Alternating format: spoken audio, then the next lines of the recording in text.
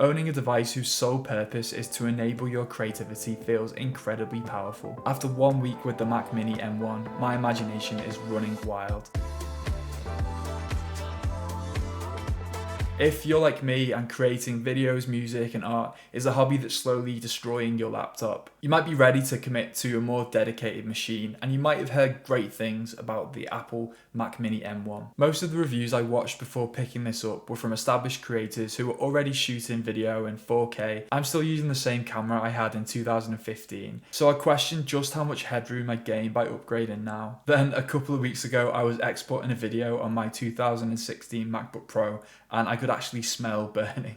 Calling it a Mac Mini is potentially misleading because this is a substantial machine. It's hard to imagine another desktop computer so powerful that could fit into a compact setup like mine. Or one that could blend in so seamlessly. The Mac Mini is as sleek and unobtrusive as any Apple product I've ever had. But as someone who's just starting out with creative work, are you going to notice that jump in power and are you going to be able to make use of it? The first thing you'll notice is that everything is super snappy. Final Cut loads within seconds, which is a massive plus for beginners like me, because that's less time that I spend second guessing myself about whether I should even be making videos and more time starting up a new project. The jump in speed and performance is going to help you with lots of complex tasks, but as a beginner you may well have much less efficient workflows than the pros in the first place, and this is just going to speed them up and get you into the work much quicker. But look at how quickly I can pull out a video from my photos library, get it into Final Cut and start working on it. On my MacBook Pro, I had to airdrop every video individually, otherwise photos would crash. This combination of friction loss, tolerance of inefficiency and headroom for growth just makes you feel more creative and less resistance when you want to push out your comfort zone. Here's a quick fire round of the things I can do now that I struggled with before. Bulk import B-roll from my phone or photos library at a quicker pace. Sit closer to my computer and record audio without picking up the fans. Up the resolution on my iPhone recordings to actually shoot some footage in 4K. And spend more time learning intermediate editing techniques like keyframe manipulation or transition builds. But even just dedicating one machine to my creative life feels empowering and like I've given myself permission to improve. There have been some teething issues and the biggest one by far is Elgato compatibility with Apple Silicon. The M1 chip is really built for Apple first, so I've had no issues at all using Final Cut or GarageBand. But you have to be aware that not all software is compatible yet. Elgato is a really well loved hardware manufacturer that specialises in streaming tech. As part of my setup I use the Wavelength 3 microphone and the Elgato Key Light Air, which is a brilliant adjustable light that doesn't get too hot or hurt your eyes, and also the reason that I can make videos like this after work in a fairly consistent style. Not all of Elgato's software has been optimized for Apple Silicon yet, which means at the moment I'm stuck on the default setting for the Key Light Air. Long story short, if you're a streamer, especially a gaming streamer who has already bought into the Elgato ecosystem,